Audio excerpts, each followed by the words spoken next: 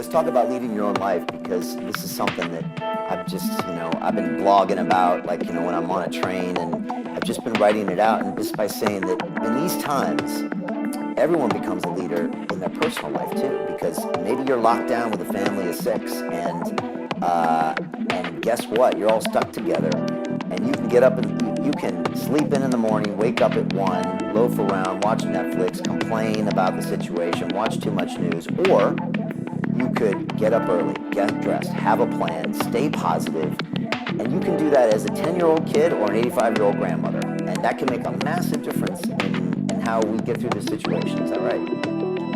Yeah, so I actually got to experiment with this whole concept when I was a young SEAL. Back in the 90s, SEALs would go on deployment on board ships, U.S. Navy ships. We'd go out to sea and travel, across the Pacific or across the Atlantic.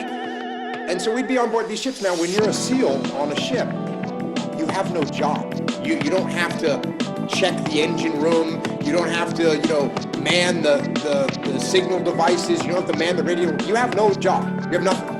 In fact, the joke is, when in the 90s, when we were SEALs on board ships, we said that SEAL stood for sleep, eat, and lift, because that's all we had to do, was just sleep, eat, and lift.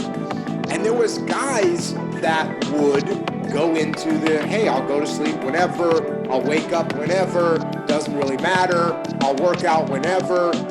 And you would watch their personal habits and their health and their progress as humans go downhill. Whereas other guys that would say, okay, you know what? I'd have 3 or 4 of my friends. We'd say, let's get up, we're gonna work out here. We're gonna do our first workout of the day here. We're gonna go and study this here. We're gonna watch a movie here, because it's not like we could fill 24 hours. We'll watch a movie. We'll do our second workout here. We'll practice this here. We'll review this weapon system there. And we actually did things all day long. And the difference between, what that would look like after a month, some guys, you could see them they were getting out of shape. They were dragging ass around the ship because they just were unhealthy, the way they were eating and everything else.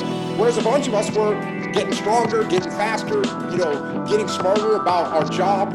So as soon as this whole quarantine thing started, I knew exactly what mode I was going to go into. And that's exactly what I told everyone. I said, hey, listen, first thing you got to do is make a schedule. Make a schedule, get up the same time every day, go to bed the same time every day.